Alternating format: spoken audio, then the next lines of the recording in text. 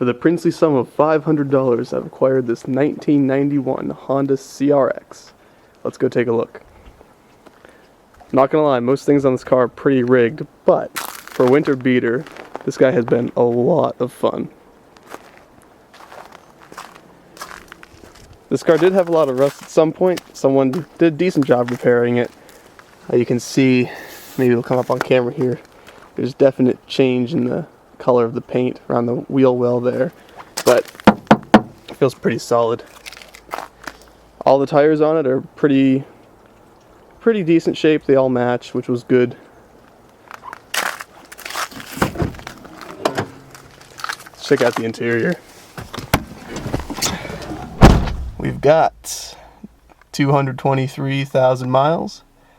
Always starts right up though. I've had this running for a few minutes, so if I started it now, it really wouldn't be a cold start. Heater controls are trashed. I have the turning knob, but I've just left it on hot all the way because that's really all you want right now. Custom stereo, that's okay. The two front speakers don't work, but the rear ones do. It's good enough for me. This is my favorite part of the car though. The previous owner, I guess they like to chew. There's some skull down there. There's a few others. I keep finding cans of chewing tobacco. But this was their spittoon. Some nasty stuff still in there. I haven't really wanted to touch it, so that's kind of just been hanging out there. It's all good. It's a 5-speed. People insist on putting these phallic style shifters here, and I really don't like that. This button on top, I think if you put the cell kind of batteries in there, would only light up these lights. I don't think that's hooked up to any nitrous or anything like that. The previous owner was also really keen on these cigarette adapters, because there's one port here, and then they have a 1 to 3 adapter. There's something else down there, I don't know what that's for. They wired in another one, see if I can get on the camera here, over here. It's kind of like, okay, it's kind of weird. This was a base model, I guess. It doesn't have AC. It's not the SI model or the HF, just the regular DX. No glove box, just a nice piece of black plywood. That's cool. This passenger seat here is from an Accord. It's only bolted in the front. This car is inspected for the next 6 months. They must have gone to some lick and stick station because there's no way any of this stuff would have passed. E-brake works, thankfully. That's a pretty fun part. The seat I'm sitting in right now, I'll go out and show you, is pretty trash. Steering wheel's cracked. That's not a big deal. Clutch is good. Goes through all 5 gears, only grinds in reverse a little bit. Pretty smooth, I never have any problems shifting.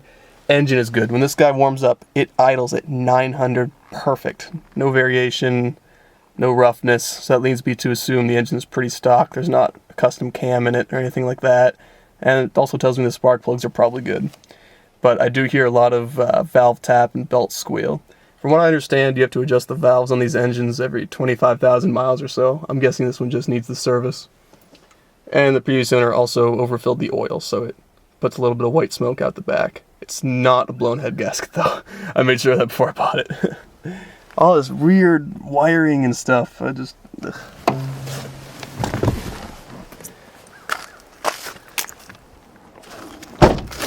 It's got rocker panel rust, like a lot of these Hondas do, but all the underneath the car is completely solid. Like someone put some earnest time repairing all the holes there. It's just the real structural part here that's got the problems.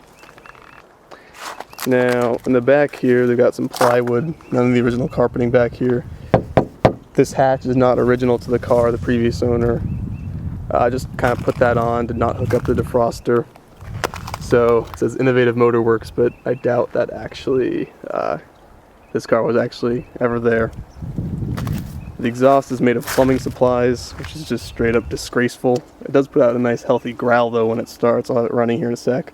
But not good enough to pass inspection or anything like that. View the inside there. Yeah, I'll go ahead and pop the hood.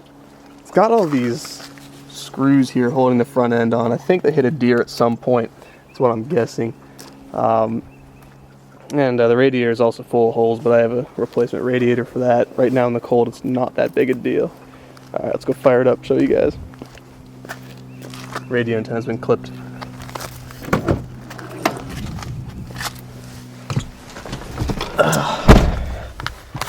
we go. We're in neutral.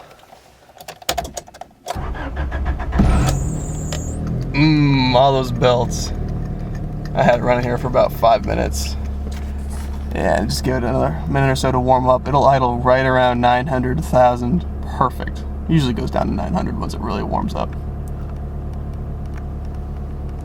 I don't bother messing with the clock because something's draining the battery. So every time I don't drive this for more than a day, I disconnect the battery. I have yet to figure that out.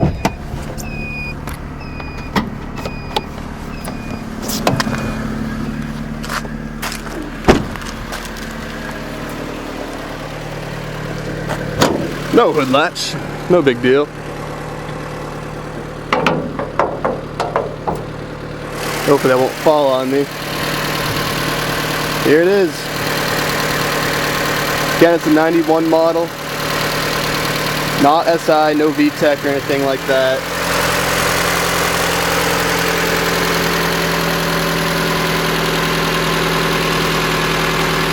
Battery bracket is gone. It's held down by these ties, these bungee cords.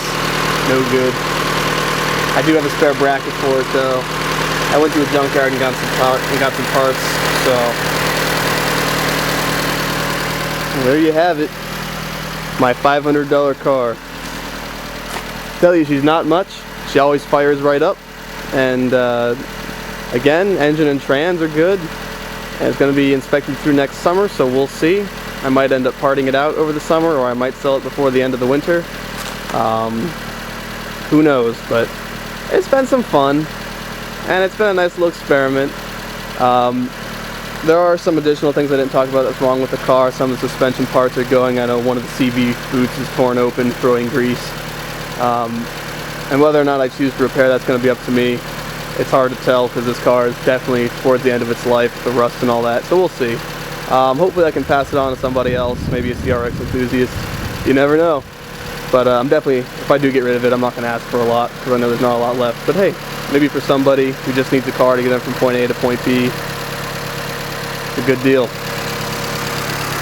Well, I hope you enjoyed this presentation, YouTube. If I have to do any kind of redneck fixes or anything to it, I'll certainly describe them for you guys and show you. Until next time, thanks for watching.